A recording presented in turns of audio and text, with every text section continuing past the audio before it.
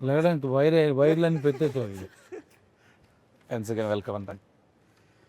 So Lenin July 10th రాబోతుంది. Yes. So దీంట్లో చూస్తే కనుక టీజర్లో చూసినట్టు మీ దీంట్లో టోటల్ మేకోవర్ అంతా చాలా కొత్తగా ఉంది. సో దీంట్లో మీకు బాగా గెటప్ మార్చాను. గెటప్ మార్చారు. నేను గెటప్ అఖిల్ అవుదాం అనుకుంటున్నాను. వద్దండి, ఒకనే తట్టుకోకపోతారు, వద్దు. మీరు లెనిన్ ప్రస్తుతానికి. సో ఈ సినిమాకి మీకు బాగా కష్టం అనిపించింది ఏంటి? అంటే రాయలసీమ తాలూకు స్లాంగా, లేకపోతే ఈ లుక్కా, లేకపోతే సెట్లో గెటప్ సినిమా? సెట్లో గెటప్ సీన్ అది అబ్వియస్ లేదు, అదే చెప్తాను. ఎక్కువ కష్టమేం అనిపించలేదు. మన డైరెక్టర్ బ్యూటిఫుల్గా రాశాడు, స్పేస్ ఇచ్చాడు, ఇంతమంది సపోర్ట్గా ఉన్నారు, చాలా ఈజీగా అనిపించింది నాకు. ఓకే, స్లాంగ్ని ఎలా వర్కౌట్ చేశారండి నువ్వు? డైరెక్టర్ని కాపీ కొట్టాను. అంతే. ఒకసారి మనం రామాపురంకి వెళ్ళాము.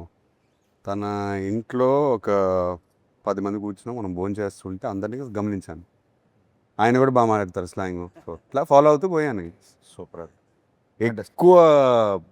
ఎక్కువ ఆలోచించకుండా డైరెక్టర్తో క్యాజువల్ కాన్వర్జేషన్స్లో ఆయన ఫాదర్తో మాట్లాడే కాన్వర్జేషన్స్ అన్నీ నాకు రికార్డింగ్ పెట్టేవారు ఫోన్ మీద. సూపర్ అండి. సో వింటూ అలా. సో ఈ గ్రౌండ్ వర్క్ తాలూకు రిజల్ట్ జూలై 10th థియేటర్లో మీరు అందరూ చూడబోతున్నారు. సో ఆ పాత్ర యొక్క ఇది.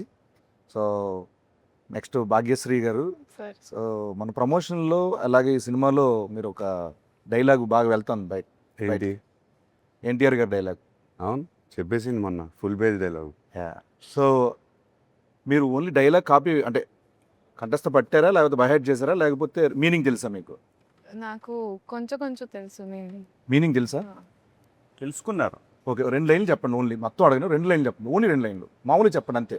ఏమంటివి జాతి నీతో మనసు తెలియదంటువా? ఎంత మాట ఎంత ఎంత మాట. మాట ఎంత మాట. ఇది క్షేత్ర పరీక్ష గాని క్షత్రియ పరీక్ష కాదే. కాదు కాదు, కాకూడదు. ఇది కూలు పరీక్ష అయ్యిందివా? నిజంగా నాకైతే సీన్ కాదు కాకూడదు. అక్కడ సీట్ల నుంచి ఆయన లేపితే చాలా బాగుంటుంది అని ఫీల్. బోరు పట్టిస్తున్నాను. కానీ బోరు పడదు నిజంగా రానా పక్కన